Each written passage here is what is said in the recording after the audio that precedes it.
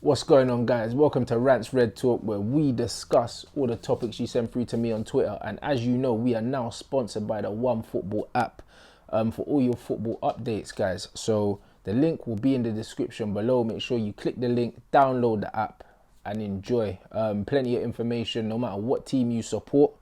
You just put in the team that you follow, and then you get all their news. But if you want news from all around football, you can get that as well, and it's up to date. So yeah, make sure you jump on that, guys. Without further ado, obviously it's international break, but we don't care about that. Like, we're gonna keep the Rants Red Talk going, and also make sure you follow me on Twitter and send me your questions. Everyone keeps asking for total football back, so man's gonna give you back your total football as well. So that's gonna be all footballing topics, not just Manchester United, not just up to date. It can be old school questions, whatever you like, man. Like, let's get the football debates going. All right. First one, Carwyn Williams. There are 100 times more managers available in the world of football now than there was in the 80s. It was very rare to employ a foreign manager back then. Very true. United didn't really have a choice but to stick with a proven winner. All this time crap and comparing it to Sir Alex Ferguson is just dreams. Okay, so in terms of the time stuff, I don't know if you're referring to sticking with Ollie even though he's doing shit, compared to sticking to Sir Alex Ferguson while he's being shit. One thing I would say is, yeah, like, Sir Alex Ferguson's pedigree bought him the time. Yes, there wasn't the competition out there, and also it was very rare to hire foreign managers. If you look at the managers that Manchester United had before Sir Alex Ferguson, and even after, I think Louis van Gaal is, yeah, in my lifetime, Louis van Gaal is the only foreign manager that man have had, bro. Do you know what I'm saying? So it's all a bit mad. It's all a bit mad, really. Do you know what I'm saying? So I get that.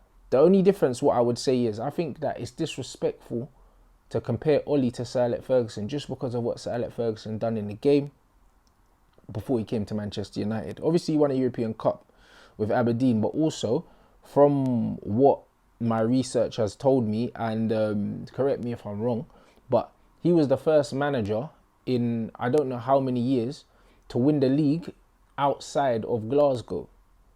And as we know now, it is pretty much the same. Like, it was Celtic and Rangers until Rangers went bust, and then now it's just Celtic every year win the league. So Sir Alex Ferguson, he broke that as well. Do you know what I'm saying? So doing that in the Scottish League, that's massive. So when man's comparing a league title with a fucking team in the Norwegian league who just won the league title again without Ollie, it's like, rah. Like, how many times has Aberdeen won the league since Sir Alex Ferguson? I don't really know. If anyone knows out there, definitely drop that in the description below. That'd be super interesting to know. I'm not going to profess to know everything about Scottish football. I don't give a toss about it. But I do know that Sir Alex Ferguson had great pedigree before he joined Manchester United, whereas Ollie is a glorified fucking Sunday league coach, really, innit? Like, when you wanna break it down, like, he's done nothing in the game that I don't think any of you guys could do, to be completely honest. I'm sure there's people watching this video that if you gave them the reins at Mulder, they could win a league title, bruv. Like, I honestly don't think that it's amazing. Like, it's not an amazing achievement by any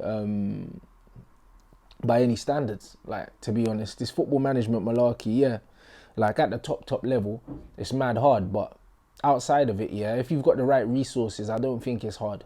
You can go, and you've seen it many times with smaller teams, you just give them a little bit of money or give them access to a few better players, and they win stuff straight away. Ole Gunnar Solskjaer would have had, from his connects at Manchester United, would have had a nice little black book, a nice number of mates that he could rely on to get loan deals and bring in certain players to what is a poor league that will make all the difference. Do you know what I mean? And that's no difference to injecting cash into a team, bruv, giving them the resources to get good players from other places, whether it's on loan and that, through favours of mates and that. So really and truly, that's not fucking massive. Like, it's not a massive achievement. What Sir Alex Ferguson did was different gravy.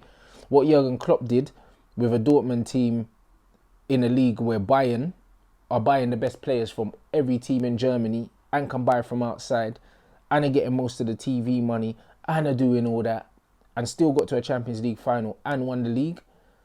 The fact that they're comparing Ole Gunnar Solskjaer to these two men and saying give him time here is the ultimate disrespect in my eyes, because Ole ain't done nothing in football that's worth praising. Nothing at all.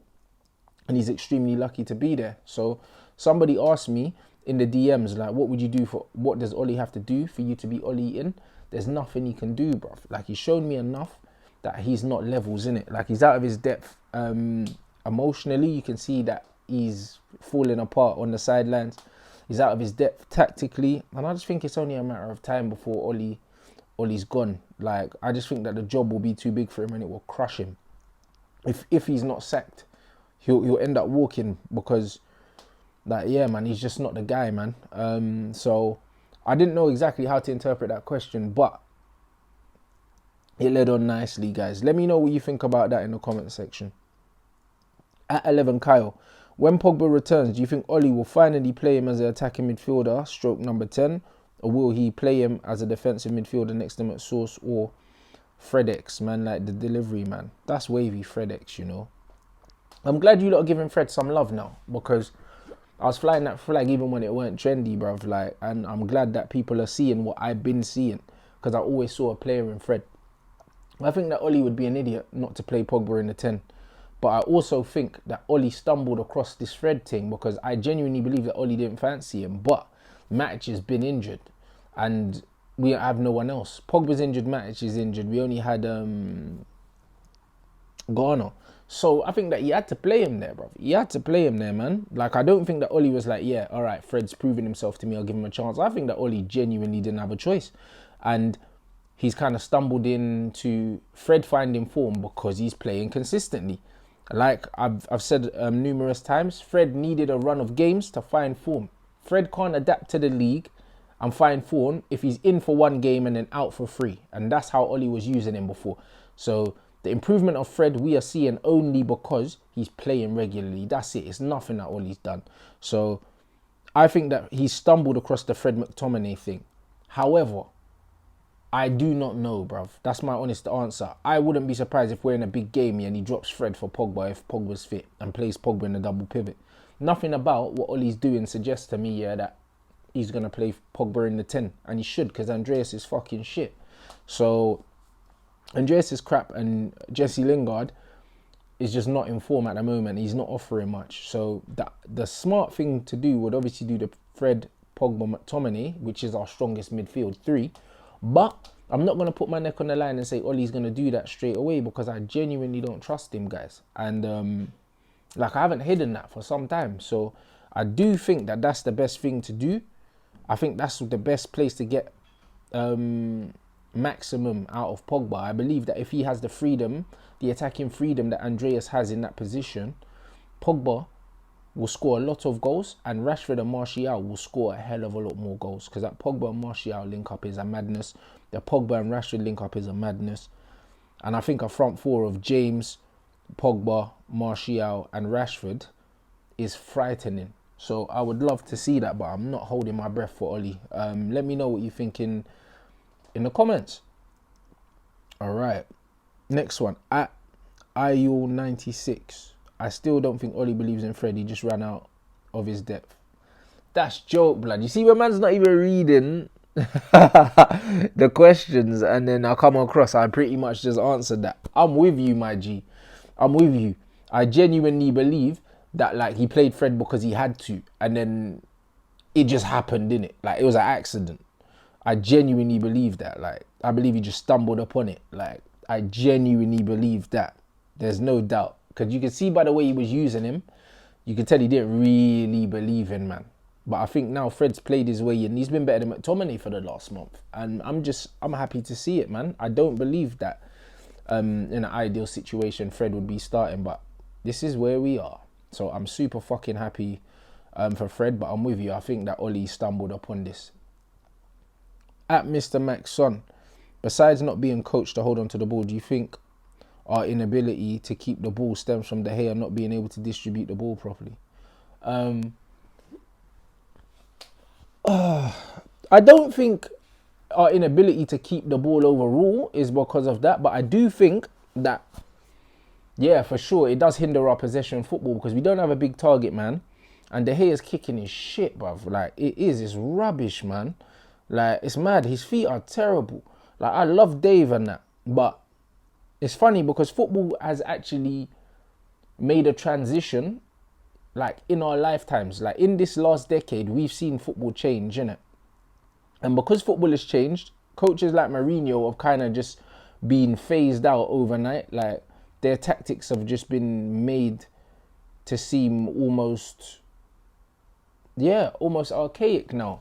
The whole pragmatic football approach, yeah, that used to be the way teams won trophies, and now teams like Liverpool, like Manchester City, and that are winning games, playing on the front foot, playing high press, high tempo football, and beating teams. It's not the teams that sit back and do any of that now. Attacking teams are thriving now.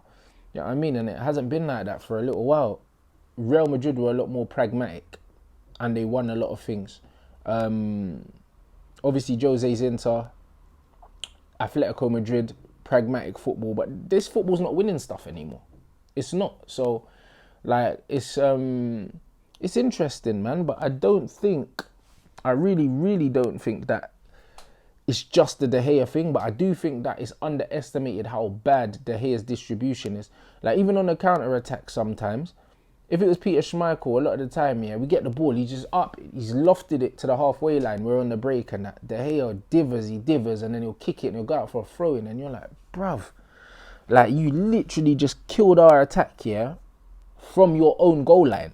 Like, and he does that a lot. So I do think that contributes in us not being able to hold on to the ball, but I do not think that that's the main reason. I think the main reason we don't keep the ball well is not because of the players we have, it's because of how Oli coaches. I'd love to know the drills that we do in training, but I just feel like there's not much about it. Like, there's not much attacking pattern.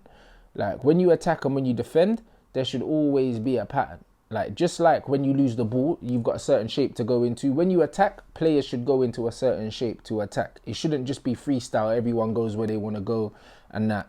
Do you know what I mean? Like, and that's what United look like. It just looks like chaos. So I think that David De Gea definitely plays a part, but I definitely wouldn't look at him and think that he's a bigger problem than actually our lack of attacking shape. Let me know what you think in the comments about De Gea's distribution. And also, like, his sweeping off the line is very poor. Next time you watch a game, you watch that as well. There's a lot of times where the ball comes over the top of a defender and De Gea is super slow off his line if he comes. Next one. Estan Fargo 6. Why do United fans think we can win Europa? People need to get that out of their head. Big teams like Inter, when they drop down, will smash us. It's not like Oli can match Conte tactically. Even Lille or Valencia could too. Yeah, possibly, bro. Not gonna lie. I think a lot of people are underestimating the other teams in the league. But on our day, I still think that we can beat any team in the competition. Over 2 legs, maybe not. But I think in a one-off game, I just think that if we've got everyone fit, we've got players like Martial, like Pogba, Rashford in the form that he's in, that could just do something out of nowhere and win it for us, even if we don't deserve it, bruv. And to be honest, when we beat PSG over 2 legs, we didn't deserve it, bruv. Like, with cup football, it's not about what you deserve, bro. Sometimes you just get what you get in it.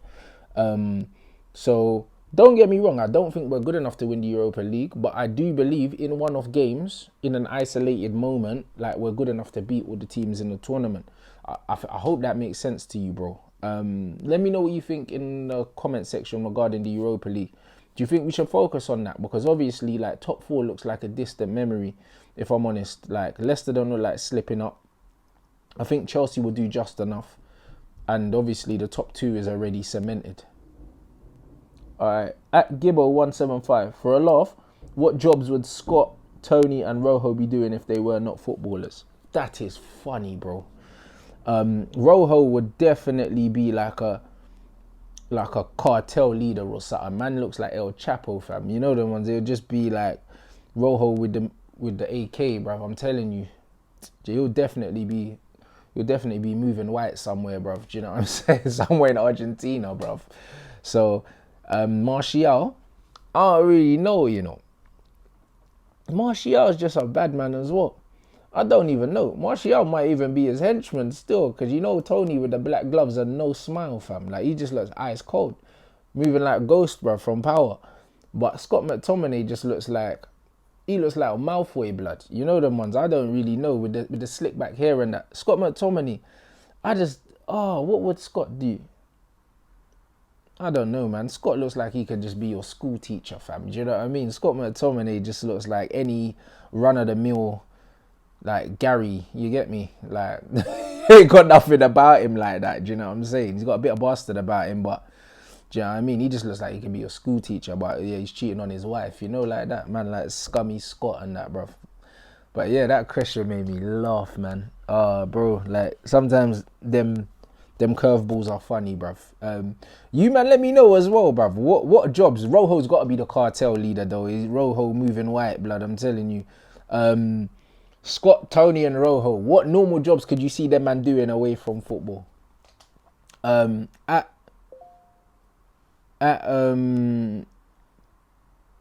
KNME, it just says, who do you think will be top goal scorer at the end of the season in all competitions? Probably Rashford, if he continues to take penalties. Whoever takes the penalties will be top scorer, because we seem to be getting quite a few. So, between Rashford and Martial, I'd say Rashford only because I think that Rashford's going to take the penalties. The only reason. Rashford's in a nice vein of form at the moment. I do not know how long it's going to last for, but I'm super, super happy for him right now, bruv. Super happy. It looks like he's kind of realising he's not a striker, bruv. Like, he's doing all the damage he's doing from out wide on the left, you know. Since Tony's come back and Rashford ain't been down the middle, he's been more effective, bruv. Like, I don't understand why it's... Again, that's something that Ollie stumbled across, because Ollie saw him as the striker and was playing Rashford down the middle. Remember, when he came in, the first thing he did was just keep playing Rashford down the middle. Pissed me off, to be honest. Rashford's movement's not good enough. His hold-up play's not good enough. But out wide, he has space to get his head up, run at people. And ultimately, that's what Rashford wants to do. So, I think, hopefully the pennies drop with him, innit? Because I want him to do well. There's a lot of deficiencies in this game. But one thing that can't be denied is that he is a talented player. He does have stuff in his locker, innit? What he's not good at, he should be kept away from. That's how you manage a player like Rashford, innit? You keep him away from having to do the things he's not good at. Because when he has to do the things he's not good at, he's terrible. So we need to keep Rashford out wide and facing the goal as much as possible. That's how we get the best out of him. And I believe that if he is on pens, he'll probably finish our top scorer. If Pogba comes back and Pogba's on pens, then I think Martial might score more goals than Rashford. But I don't really care, to be honest. I just think goal contributions, Martial and Rashford are going to be there or thereabouts. I think Rashford might score slightly more goals. Martial will get more assists. But if they're both getting, if their GA is about 25 each, I'll be happy with that, goals and assists. Like, I genuinely think that it could be close to 30. I think that they could both get close to 30 goal and assists combined. Each would be a decent season for them. Let me know what you man think that they'll get combined goals and assists. Okay, at tennis _ raging _ 7. If you had to give the team a halftime talk or pre-match talk, what would you say to them? PS, love the content, always watching here in Japan. Well, that's a good question. And it's funny because I coached the United Stand game the other day, and my team talk before the game was, I'm very concise and very much to the point, innit? Like, I always tell all my players, I always tell them, like, believe in your ability, innit? Because I'm not going to pick you if I don't think you're good enough. I'm not one of them guys. Like, I've had situations where we had a squad of 30 players and I could only register 20 players for this tournament, and I had to tell 10 players that they're not playing. And some of them were my friends. Some of them were my close friends. And I told them, boom, like, you haven't been selected for this 20, because ultimately I want to win, bruv, and I want what's best for the team, innit? There's no favourites, bruv. Like, there's no favourites. If you're playing well and you're the best man for the job, then you're playing, innit? So I want all my players to trust their ability. And also, if you're not good with your feet, I don't pick you, innit? A lot of managers like physical players that run a lot. Mark's quite like that, in the sense that Mark likes pacey players. You'll pick a player because they're quick, whereas I won't. I'll pick you because you're good on the ball. Like, that's more important to me, innit? Different managers like different things. So all my players in the team are good with their feet. So I don't want anyone rushing on the ball and smashing the ball about. Believe in yourself, believe in your teammates, bruv, and keep the fucking ball, blood, because you cannot concede a goal if you have the ball. That is the ultimate thing for me, bruv. All my teams keep the ball well. They have to. They have to. So I'm telling these United, man, keep hold of the fucking ball because we can't score without it. We can't concede if we got it. So keep hold of the fucking ball, bruv. And secondly, just give the ball to Pogba, innit, bruv? Like, let's be honest, lad, because if Pogba's getting loads of touches of the ball, we're creating loads of chances. If we're creating loads of chances, we're going to score loads of goals, bruv. It's that simple, innit? So, like, I'm not going to overcomplicate things, innit? Like, you don't need to overcomplicate things with these players that Manchester United have. I genuinely believe that these players are a lot better than all he's getting out of them. There's a lot of technically good ballers in there, bruv, that aren't being coached properly. Like Marcus Rashford does need to improve with his back to goal. He does need to improve his decision making, but I believe that that's on the coach. I believe that when you look at what Pep's done to Raheem Sterling's mentality, he hasn't done anything to him technically as a footballer. He's still the same player. He still misses sitters. He still does silly things. But Raheem scores a bag of tap-ins because Pep has told him, when we're attacking, these are the runs you need to make. I believe that Marcus Rashford is one coach away from refining his game and actually being a top player instead of showing glimpses of being a top player, because that's what he's doing right now. I believe that Tony's consistency will come with his fitness, and I believe that Pogba, we're not seeing the 10 out of 10 Pogba every game because of the system he's in and the people around him. But if there's a system, we can get the best out of him. Do you know what I mean? Fred, the McTominays, Daniel James, all these guys, they're not shit players, bruv. Like, there's players in there, innit? So I wouldn't overcomplicate a team talk. I would want my team to keep the ball, believe in themselves, and get certain players on the ball, blood. I want to get Rashford on the ball, facing defenders. I want to get Martial on the ball. I want to get Daniel James on the ball, facing people, like. So it would just be very attacking, very direct, but most of all, keep the fucking ball. All right, at King Tyro, it says, what does Ollie team talks do to the team after half-time breaks? Because we're constantly under pressure from the 45th to the 65th minute, and for fuck's sake, why does he never utilise the bench? Mate, you're spot on. And I can't tell you how many times United have gone in either 0-0 or 1-0, and I've said, you know what? Second half, these teams are going to come out. And that's exactly what happened at Bournemouth. And it happened at Southampton as well. We conceded. It happened at Wolves as well. It always happens. We go in, and then the first 15 minutes of the second half, 15, 20 minutes, it's like we're asleep, and the other team usually score. They just come out, mount an attack. And it's because Ollie doesn't adapt to the changes that the other manager makes. His in-game management is non-existent, and a man waits to the 72nd minute to make a sub every fucking time. Like, I don't know what he says at half-time. Maybe he just says more of the same, boys, and he doesn't prepare them for the eventuality that the other manager's gonna change something. Maybe it's that. Because I know it's not fitness. That it's definitely not fitness, bruv. Do you know what I mean? So it's not like these men get tired and then they drop off and then they come back. Because even against Brighton, yeah, like, we were still running them down towards the end of the game. So it wasn't even the fitness. I just think that he struggles to adapt to the change in the momentum during the game. And because of that, the players find themselves on the back foot. There's certain times where certain players need to be taken off, or the shape needs to be changed, or whatever. He doesn't react at all to what the other manager does. And ultimately, yeah, what made Mourinho great in the era that he was great, because he's not great anymore, was the fact that he reacted so well to what the opposition did.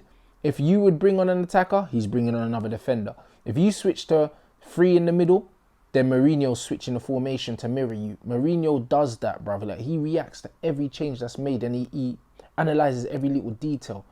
And Ollie don't have that in his game. He don't have that football intelligence. So I don't know. It's unfortunate, man. But I genuinely believe it's the fact that he doesn't react to what the other manager does. That's a great question, guys. Let me know if you think I missed anything out, because there might be something else another reason why you might think that drop off occurs. And last but not least, it just says Greenwood FC. Premier League table, if games ended in the first half, Manchester United would be top. Why are we so poor at finishing games off in the second half? You see that there? Played 12, 25 points. We'll be top. That's mad, you know. You see that? And that comes down to the in-game management. Ollie's got one plan. He's got plan A. And then, God forbid if he has to utilise another one, because he's fucked, innit? And that's what I mean. And that's why he's not good enough. He's not good enough, guys, man. Like, there's loads of examples. I didn't even know that. Do you know what I mean? I screenshotted that, yeah. But, it's just mad how that, it's mad that that's happened. It's mad that that's happened. I just don't even know, guys. As I said, I've seen enough evidence to suggest that he's not the guy. And when you look at that table, that's horrible reading, because that shows that actually at the beginning of the game, yeah, when things are going our way, we're okay. And as soon as it comes down to him actually having to earn his money by tweaking things, this is where the problem occurs. So that would tell you that actually it's not the players, because the players can only do what they're told to do. That's all they can do. Like, it's just like the army. Like, these soldiers, they go on command. Soldiers don't just go out there in vigilante mode and just run around and shooting who and whatever they want. These men are under clear instructions.